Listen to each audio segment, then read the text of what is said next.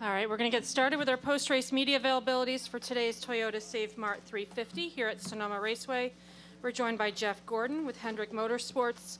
The race-winning team is the number 5 Hendrick Motorsports Chevrolet, driven by Kyle Larson.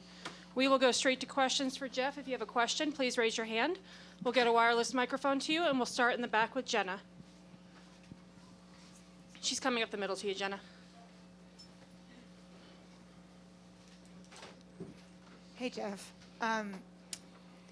You know, we've always known that Kyle doesn't know a lot about cars. Can't wait to see where this question is going. You know, he obviously doesn't need to. He doesn't need to. And it came out a lot in Indianapolis where he'd be asked questions and he'd have no idea what people were talking about. Well, today, he says, I don't even know what we were doing on strategy. He said, I guess it's like looking at homework. I don't even have any idea what I'm looking at. And so how is it that a guy who knows so little about the car and has so little understanding of how it works is able to be so successful? Because he drives the wheels off of it. You know, I mean, I think if you're making lap time, making good decisions, you know, I mean, he was really good through making up positions on the restarts when he needed to. When those other guys came into pit and he's out there on a little bit older tires, maintaining lap times the way he was. I mean, those are just the things that great drivers do and do well, and he's one of the greats, right? Yeah, I mean, I think it's obviously extracting the most speed out of a car. I mean, that you don't have to know anything about a car to extract speed out of it. You know, I think where it comes down to where he probably is a little too humble in some of the things he says is that, you know, he's a key element of what the car is doing, you know, to be able to give that communication information back to Cliff and the team to get more out of it. I mean, there's a lot of data, you know, these days that they can go off of, but still, if the car's loose or tight or whatever the balance is, he's got to give him that feedback in the race, and he gives great feedback. But I think, you know, mostly it's when Cliff says, hey, we got to make up some spots here, or, hey, we need to run this kind of a pace. He's able to do those things. So I guess he just does the things he needs to do right. You don't have to worry about the others. Can he change his own oil, do you think? I mean, I just don't know why he'd want to, but. We're going to come back up here to Jeff, and then I know we have a question in the back, too. Jeff, you know, all the stuff that was surrounding Larson this week, obviously he said, you know, he wasn't too stressed about it. He said he was less stressed than people probably thought he was. But some drivers would probably get pretty bent out of shape that they'd be in limbo about waivers and stuff like that and let it maybe derail them. You know, is it any surprise how he handled this entire, you know, process and is able to just bounce back and just win right away? Yeah, I mean, I would say, I mean, he's very calm and cool through a lot of things, maybe even too much sometimes, right? But it is just sort of his personality and his upbringing and the way that he handles things, and that really works well for you when you've had a bad weekend or something that hasn't gone well. It works against you when you want to savor the victory and enjoy it, you know, because you're able to move past things, you know, fairly quickly. So good and bad, but I mean, I definitely saw a little bit more in him than maybe he's letting on to of some of the concerns when Monday came around. I kept telling him not to worry, but I was worried too. So. We have a question in the middle back, and then we'll go to Bob, and then we'll come up front. Jonathan Howard with On3 Sports, Jeff. Given how chaotic that first part of the race was, watching that last stage unfold that way, were you nervous that, you know, somebody was going to slide out on the track and rack him up again for a restart, or did it kind of feel like things were playing out and he was going to be able to do, at least attempt what he needed to do today to win? Yeah, I mean, you're always worried about that when you're playing out a strategy and things have to go your way. You're concerned about that. I mean, at the beginning of the race, right, it was pretty crazy being on the radio listening to the crew chiefs and, you know, who they kind of converse with on the radio about strategy. And, you know, at first it's like, oh, these cautions are good, we'll stay out and get our track position. And then it was like, oh, now we're going to a place where this is going to get a little bit, difficult because now others have come in. So you knew there was going to be a lot of sort of flip-flopping on strategy, but you just weren't sure how it was going to play out. And so I thought they were in, all of our cars really were in a pretty good position. But when they came in, not the very last time, but the time before that, I got concerned because I saw where there was only like a 12 to 15 lap gap between fuel and tires. And even though,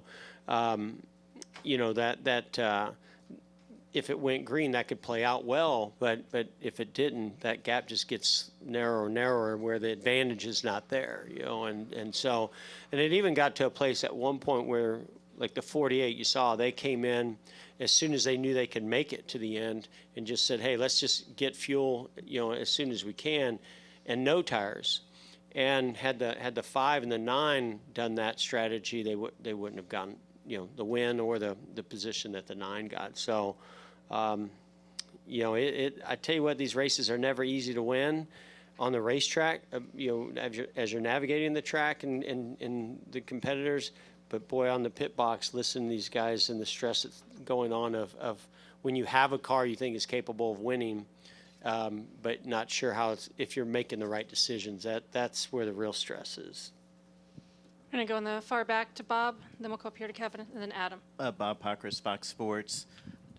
I know we talked a lot about Larson, but how was the team and the organization as a whole over the last 8 days before finding out about the waiver? And then was there a sense of relief afterward? Would you have expected a different approach or a different maybe mindset from the group if the decision had gone the other way? I didn't see it affecting the majority of the team. I think it was on the minds of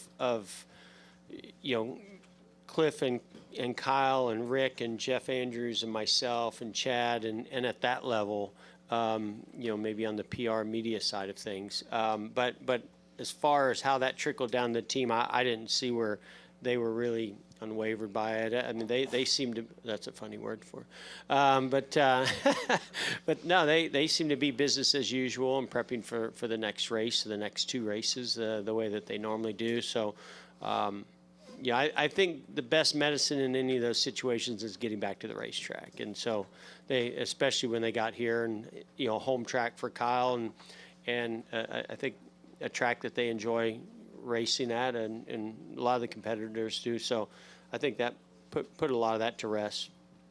Hey, Jeff, Kevin Cole, Black to Sacramento. And it seemed like Kyle on the radio, they just kind of let him drive. But when it came down to turn 11 near the walls down here, it was barely 2 wides and very slow at points. But Kyle would get at least a second on the end down there every time. Is that something you guys talked about at all as an organization, or it just played out as it did? Yeah, I think you extract the speed where the car gives you feedback, right? If you're able to get a little bit more out of the brake zones, you get a little more out of the brake zones.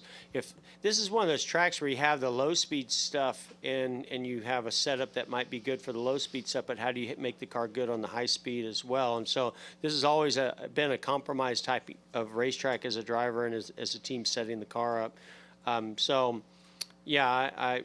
I mean, I was mainly focused there at the end on the 19 car because even though Kyle got by him, after he got by him, the 19 held with him a lot more than I thought with the tire differential. So, I thought that the 19 was good enough coming down the hill in the high-speed stuff that he might be able to get back to his bumper. But Kyle, I thought, was just really good at the areas where his car was launching off the corners and into 11. He was making time up there, so was able to build a little bit of a gap. We're going to go in the back right to Adam. Adam Carabine, RacingRefresh.com. A lot was made coming into this weekend about the repave and how tire degradation was not going to be as big of a factor.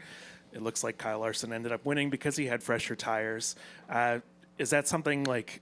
Is that a strategy call that's made on the fly? And maybe you could just speak to maybe one of the strengths of the 5 team is their strategy calls. I think everybody had a lot of concerns going into the race because we saw that there was some blistering from just a lot of heat being built up with the extra, with the faster lap times and the new pavement and what Goodyear has to do to a tire to be more durable. So I think that they saw some heat that cause a little bit of blistering coming into the race. But the tires held up really, really well today. So maybe it's just rubber being laid down from having all the cars on the track at one time. Maybe the pace was just a little bit different. But I think we knew that if the tires didn't have these blisters, that the pace would hold on pretty good. And so it did. So it really just turned into a track position race. You know, it was all the cars are running such close in pace and speed that if you could get off strategy, then you might have either a fuel or a tire advantage, and that's the way it worked out. Do we have any final questions for Jeff? All right, Jeff, Thank you. Yeah, congratulations. appreciate it. Thanks for joining us.